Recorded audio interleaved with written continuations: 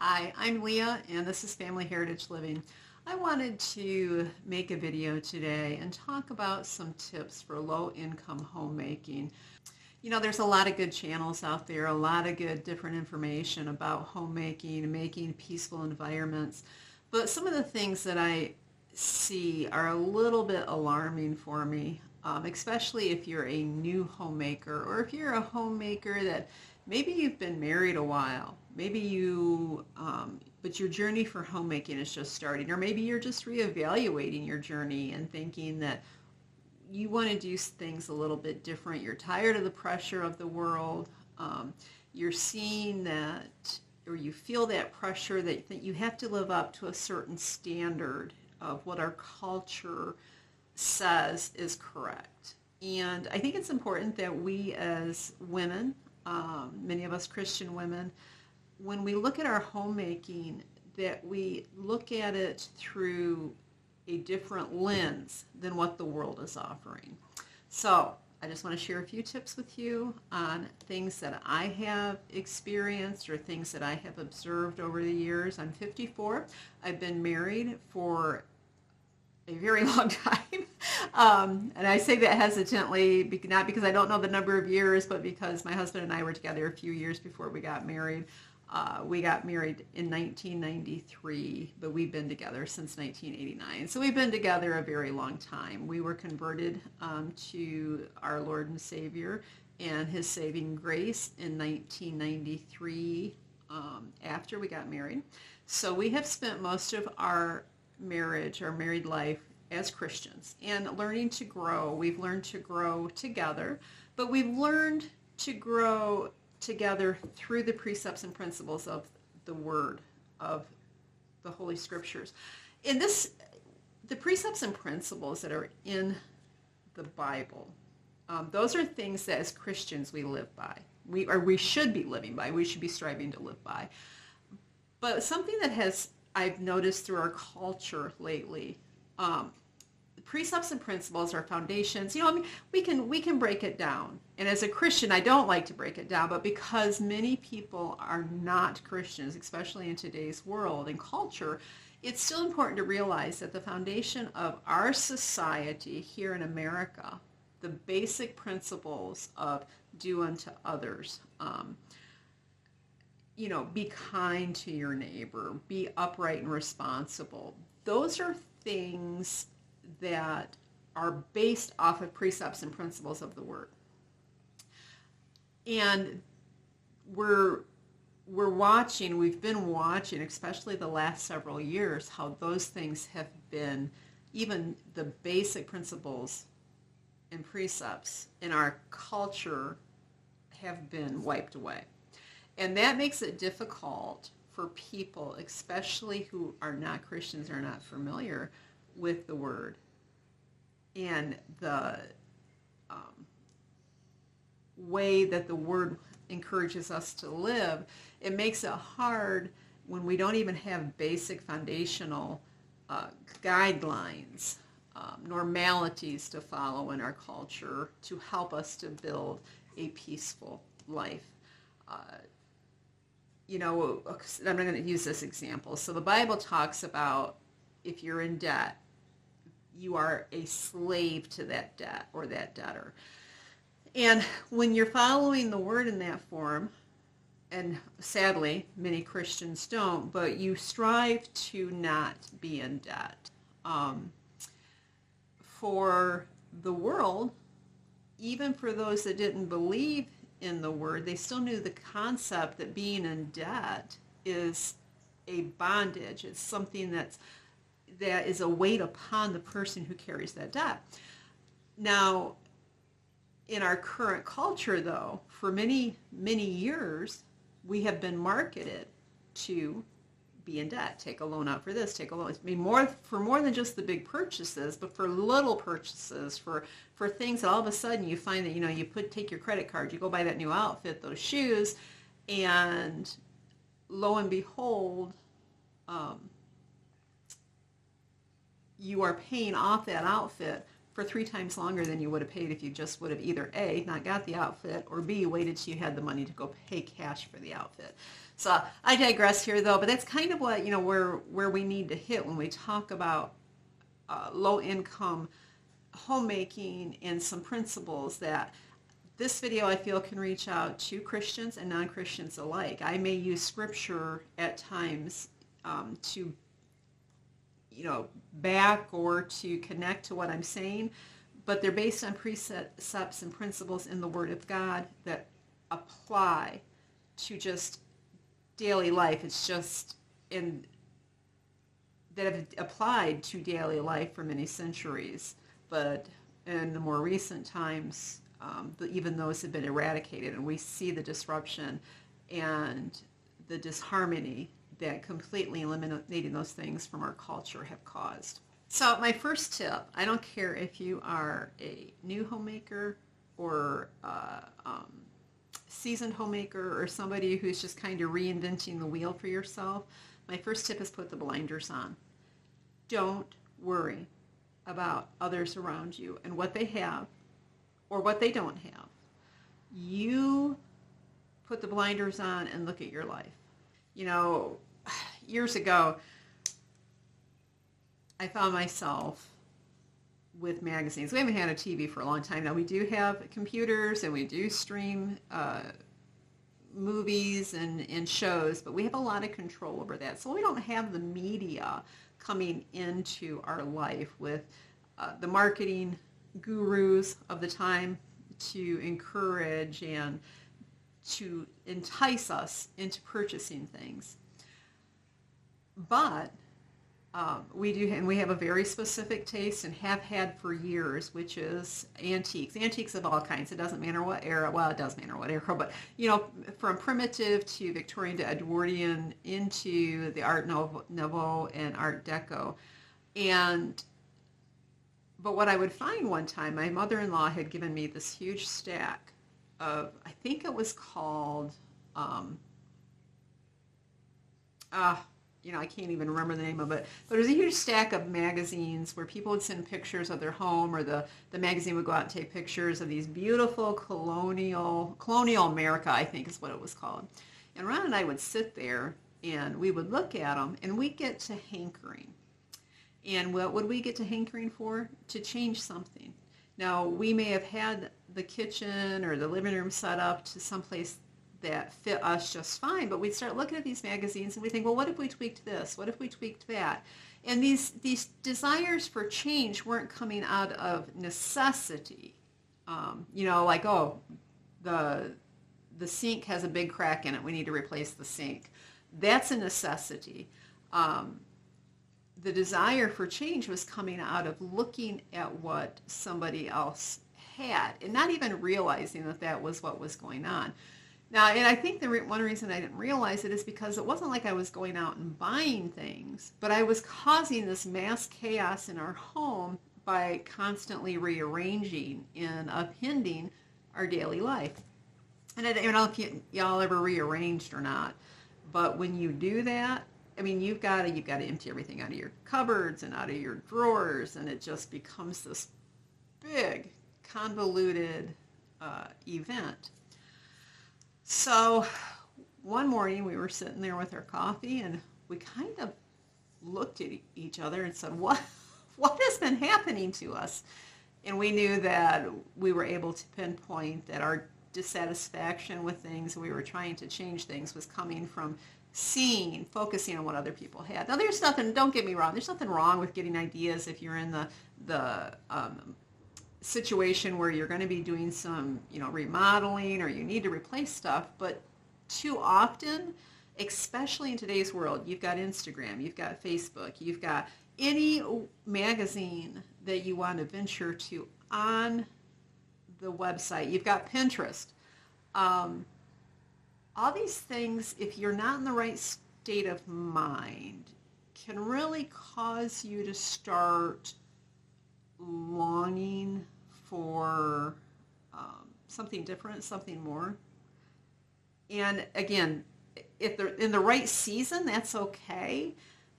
But that's why people end up with 100 pair of shoes in their closet, or 15 different outfits in their closet because they aren't really in need, they're just in want. And that will cause many different issues. So I used to keep a blog, and I wrote an article on I Love Lucy, and how in that era, Lucy was we used to use it as a lesson for our children about satisfaction, dissatisfaction. Now, Lucy it was a humorous comedy. We watched it and loved to get a lot of laughs out of it, but we didn't let our children watch it until they were old enough to understand that we could use Lucy as an object lesson, that she was manipulative. She was never satisfied with what she had. She always had to have something more, no matter how good she already had it. And I think that that's a cultural issue that has escalated to be on steroids for us.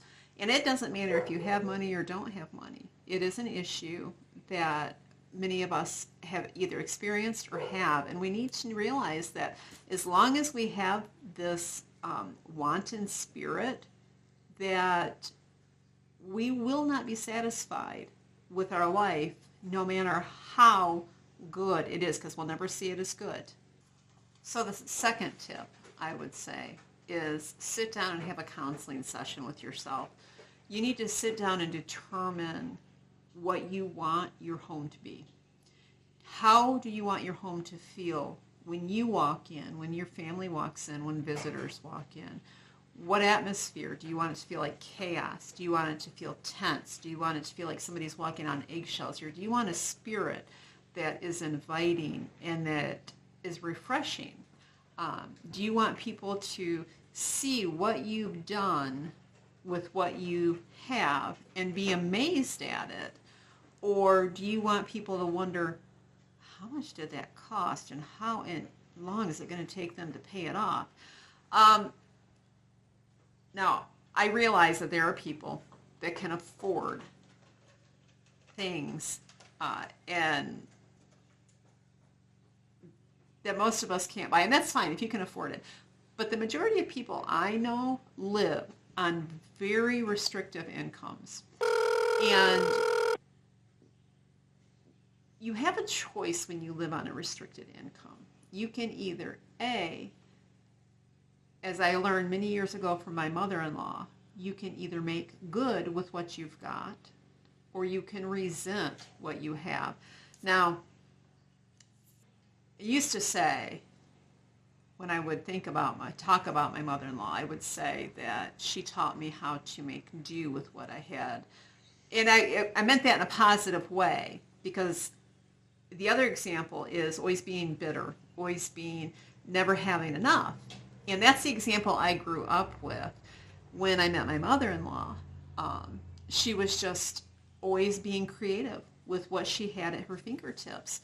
And so I was influenced by that heavily, but not that long ago, my husband said, you maybe instead of making do with what you have, the term should be making good with what you have. And I think there's so much wisdom in looking at things like that, that women today have a lot of more, I had a lot of pressure on me when I was a young woman, my era. We did not have YouTube. We didn't have support groups. You couldn't find a buddy to say, hey, I'm going through this. You've been through this. What kind of advice can you give? Or what wisdom do you have? Or how did you overcome this? We were kind of alone in the 90s when if you wanted to be at home, you were going against the tide completely, because feminism and the wave that swept through the country to rip us from our homes wasn't that old. You're only talking about 30 years. So we were still in this very heavily toxic environment for women that wanted to be at home and be a homemaker. And I know on one hand that toxic environment is still very much in existence, but on the other hand, there's a lot more people now that are being heard and encouraging each other, because they can be found in social medias. You can be on the East Coast and you find someone on the West Coast that is experiencing the same thing you're experiencing, you can say, you know what, I can do this because there are others that are doing it. So I am very, very thankful for that, especially for the young women that feel that natural call and will yield to that natural call to be at home.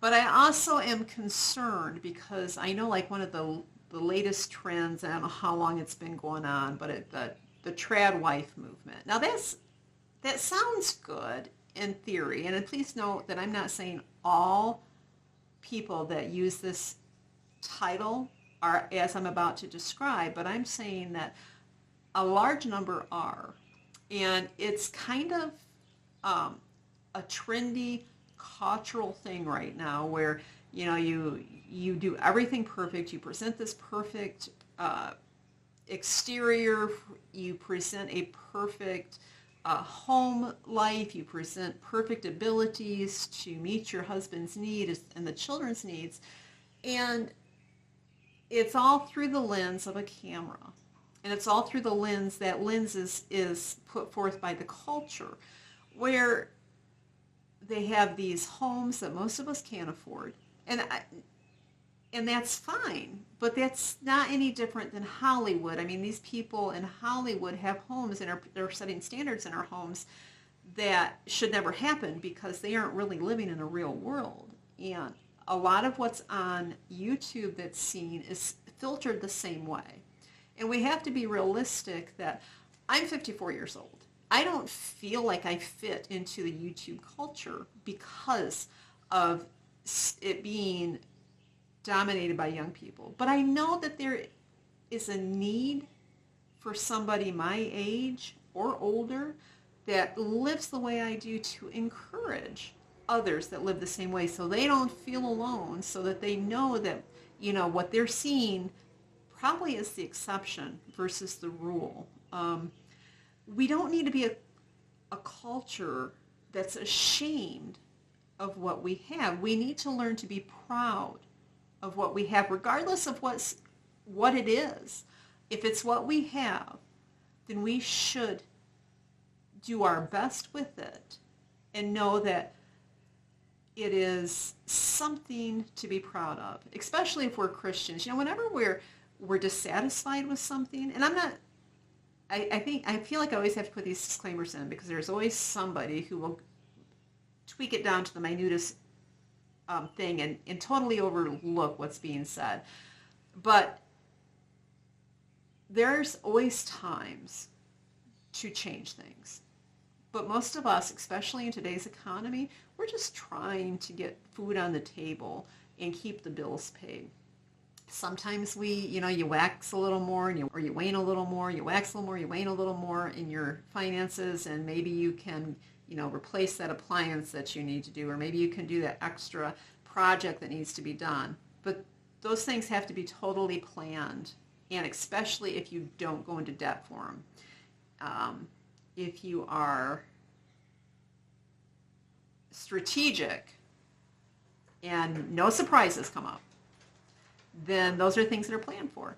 Too often, if you're the normal person, you save for a little bit thinking you're going to be able to do this extra project, and lo and behold, the truck breaks down, the car breaks down, you need to replace the stove, or whatever the case, the doctor bill, the extra doctor bill. Little Johnny has outgrown his shoes for the 5th time in the last 6 months, so now I got to go buy new shoes. That's real life. Real life is not presented for the majority of us on social media. We need to get out from underneath that expectation for others and for ourselves that our life could be better if we followed, or if we were able to do or this, or if we looked like that, or if we were this age, or if we didn't have the gray hair, or if I didn't have this wrinkle. A lot of expectations on the homemaker that we need to strip away and realize we have a job to do, and we need to do the job to the best that we can with what we have. And it can be great. It really can. But a lot of it starts up here in our mind. before it ever gets presented out in front of us and to others. So have that counseling session with yourself. See what it is you want. Write it out, lay it out, and see what you can achieve with what you have versus overlooking what you have. The next tip, look at what you have through the lens of people who don't have that. There's always going to be somebody out there that has more than you, always, has it better than you. And that's what we have a tendency to focus on. If we would focus on that there are many out there that would love to have what we have, all of a sudden the value of what we possess becomes more important. We start to care for it more. We start to see what more we can do with it. And our complaining becomes less. Our frame of mind becomes more thankful. Our heart becomes filled with gratitude. So it's really, it's kind of like a mind exercise, but it's truth. It's like speaking negatively. If you speak negatively all the time, you invite negative things. I am not one who believes in the power of positive thinking, but I am one that believes that we can speak things into existence by a negative attitude. And if we speak positive, it doesn't matter if negative things happen. We are positive on the thoughts of our hearts. Of course, as a Christian, those things should always be Christ. So that means that as a Christian, we should always be more thankful for what Christ has given to us. We have done lots of videos on this channel about homemaking, about trying to stay focused on what's important, the biblical perspective of homemaking. And this is probably just another one of those videos, but it's such a need in our culture. So I guess that's just a few tips I want to encourage you to consider. If you're struggling with homemaking, or if you feel like you wish your home was something that you just can't get it to be right now, the most important thing you can do as a homemaker is put on the blinders. Quit looking at what the world is presenting to you, because the world is going to misrepresent to you what is reality. And when we look at somebody else's reality or what they present as reality, it often makes ours look less. It makes us just feel wanting. So I wanted to share that with you, and I primarily started thinking about that because on our journey of our life together, we moved up here in 2016. We built this cabin. We had to clear the land. We built this cabin, paid, we were on land contract for the land, and we wanted to stay out of debt for it, but then we had to have land contract for the land. But one of the things for moving up here is we had to be able to pay cash for our building materials. We were able to do that, but that was just the shell. There was nothing other than the shell. And this is this details of it is actually a video for another time, but what we weren't able to do was ever finish the inside. We were never able to, we had insulation up, and that didn't come right away. It's a long story. When I think about it, I think, wow, the good Lord saw us through it all. This cabin was only a 16 by 30 for all those years, up until the last fall. And last fall we were able to put on a addition. We had the opportunity to put on an addition about a 16 as wide as our cabin is and 10 foot deep, with a little room up top above that to match the rest of the cabin. We had to choose, did we want that or did we want to finish the walls? We couldn't do both. And quite honestly, with our family and the number of bodies in our home, we decided that was going to be what we did, as we put the addition on. And it was absolutely fabulous. It was the best decision that we had made. And we also have a building permit with certain things on it that we have to do within a certain time frame. So this summer, as summer has started, we were putting on a porch, and it's an enclosed porch, and we knocked the wall out from the main cabin, and it's like a kitchen porch. So I thought, as we start this all over, no insulation, still no interior drywall or anything, that I wanted to share this as we go on this journey this summer. And who knows how long it'll take for us to finish the inside. I don't know, because again, like the original part, we still haven't finished it. But in the meantime, it is still home. And I still have the responsibility as the homemaker of my family to make it into that, even though I can sit there and look at it and go, how embarrassing, oh my word, I can't believe I'm going to show this on video. Why should I be ashamed or embarrassed of a roof over my family's head that is paid for? By the way, since the move up here, the land contract is paid for. That was paid for a few years ago. And we still don't have debt on this place. So it's just, I think I will. I think I'll do a video on that. And I'll try to find some old footage as we go. I got hard drives full of video footage that I've never used. That'll take a while. But if you're interested and you want me to do it, let me know in the comment section, and I'll make a project out of it over the next few weeks. So, all right. Well, I'm rambling. I don't want to continue to make this video too long. If you like this video, please be sure to subscribe. Give it a thumbs up. It gets it pushed out there. I haven't done a video for quite a while. I kind of hemmed and hawed on what to do, and it's just kept coming back up. So I'm glad to be back.